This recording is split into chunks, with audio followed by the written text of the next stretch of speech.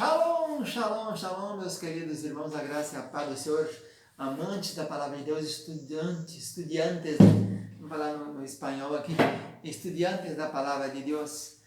Nós falamos aqui ladinho, eu sou o pastor Ilmar, professor aqui da Escola Estadual de Minas Gerais, Geografia e Sociologia, sou fundador e diretor do Centro de Cultura Bíblica Bereshit. Estamos aqui desde 1992, ensinando e aprendendo Bíblia, né? Para a gente ministrar uma aula dessa aqui, a gente estuda muito.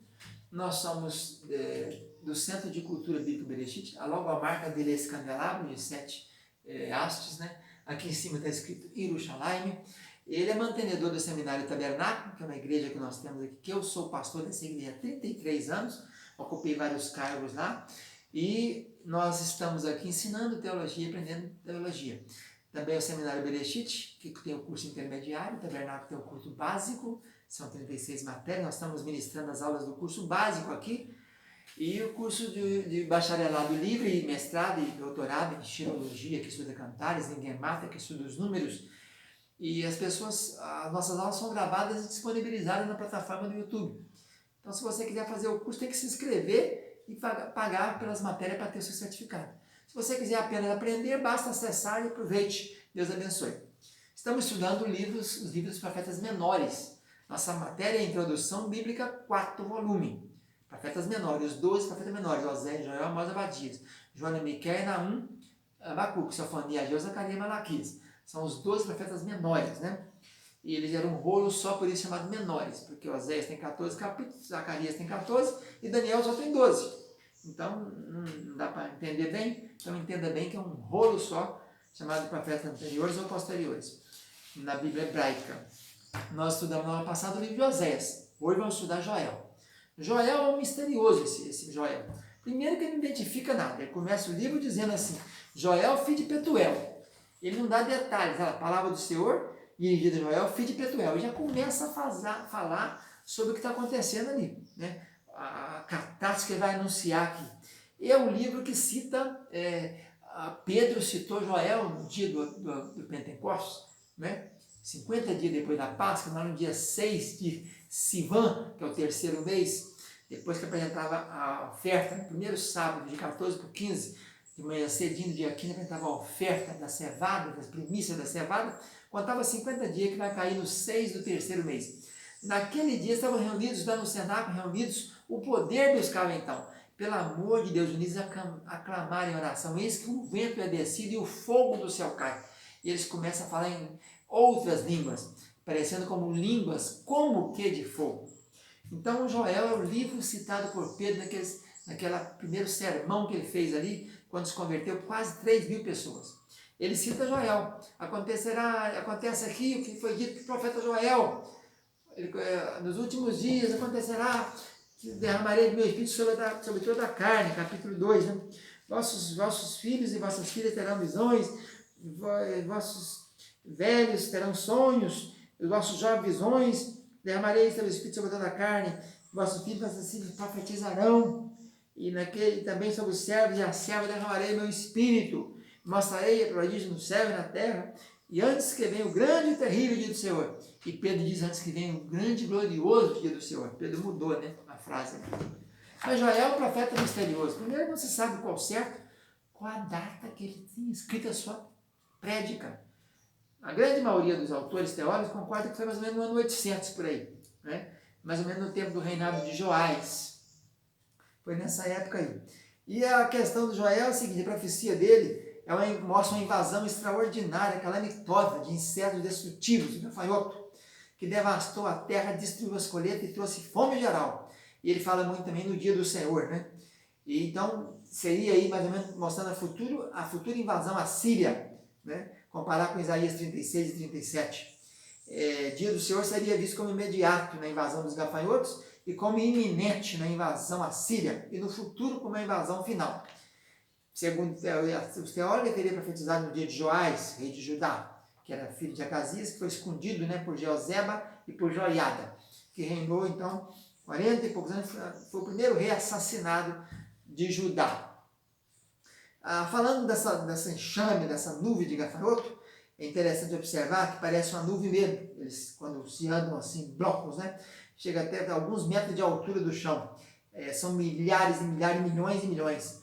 A única coisa que os pode deter é a mudança de clima. Nada detém essas nuvens de gafanhoto. Eles ficam quietos à noite, como enxame de abelha nos arbustos, e na sede até que o sol esquente. Esquentou, eles parte e continua a sua missão, né? Eles não rodeiam nada, seguem em linha reta. Quando chega a água, ou charco, ou rio, ou mar aberto, eles não procuram rodear, mas sem vacilação saltam para dentro, um montão desse afogam, e os vários corpos deles mortos que ficam flutuando na superfície formam a ponte para o resto da nuvem passar e vão embora. Essa praga chega às vezes ao seu fim, mas também, como sucede muitas vezes, se decompõe em milhões de insetos, causando pestilência e morte. Temos a praga lá, né, dos gafanhotos lá no tempo da saída do povo de Deus do Egito. A frase principal é o dia do Senhor. A mensagem é o valor e a importância do arrependimento. Pensamento-chave é o arrependimento nacional e suas bênçãos. O dia do Senhor, então, é um tempo de juízo sobre o povo por causa dos seus pecados, chamados ao arrependimento e oração, promessa de libertação, será uma época de grande bênção. Depois tem o Vale de Josafá, porções seletas do arrependimento de todo o coração e as promessas de derramamento do Espírito nos últimos dias. Nada se conhece de Joel, só se sabe que ele é filho de Petuel. Petuel quer dizer boca de Deus, né? Então não se sabe muita coisa. Alguns acreditam que ele poderia, porque o primeiro Joel da Bíblia é o filho mais velho de Samuel, Joel e Abias. Mas não tem nada a ver com isso aqui, que a diferença de anos é muito longa uma da outra. Ele deve ter sido o mais antigo dos profetas, exerceu o ministério no tempo dos reis Joás, talvez tenha até conhecido Elias e Eliseu. Seu estilo é evidentemente puro e se caracteriza pela suavidade, fluência, força e ternura. 3 coisas o tornam notável no livro de Joel. Primeiro, ele contém a maior descrição conhecida em toda a literatura de uma devastação por gafanhotos. Você vai encontrar aqui no capítulo 1, versículo 1, né? Quando fala, o gafanhoto deixou, o outro pegou. O que pegou esse, pegou o outro. O que pegou então, pegou o devorador, né? Então a versão, e outra coisa notável, é o livro em que, em primeiro lugar, nos prediz o derramamento do Espírito Santo sobre toda a carne.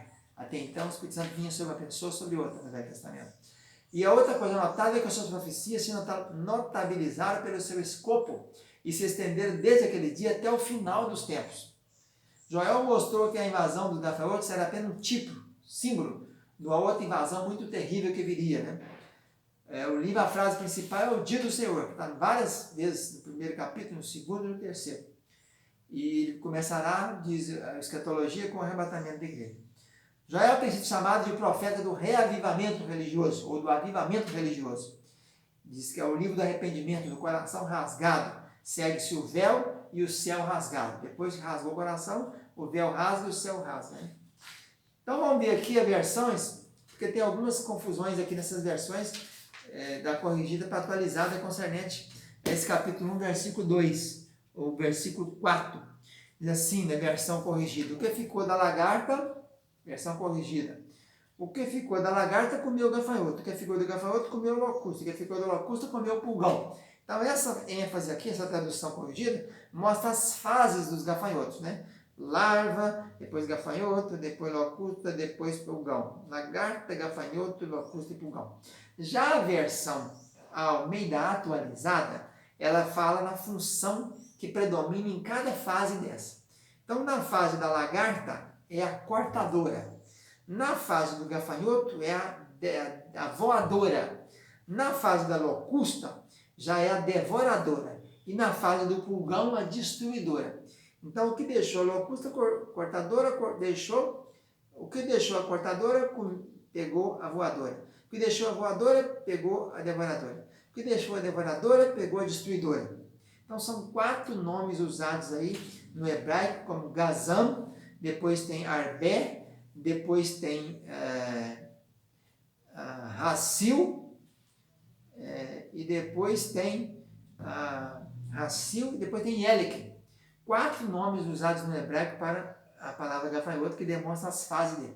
Isso aqui, muitos tempos atrás, o Senhor nos deu uma revelação, muitos anos atrás, que eu coloquei o nome dela de O Bicho que Sumiu. Que depois a gente encontra no capítulo 2 adiante aqui, falando da restituição, no capítulo 1, versículo 4, solta os 4 bichos, né? Depois no 2 aqui, versículo 25 diz, restituir-vos-eis os anos que foram consumidos pela locusta, gafanhoto, locusta, pulgão e oruga.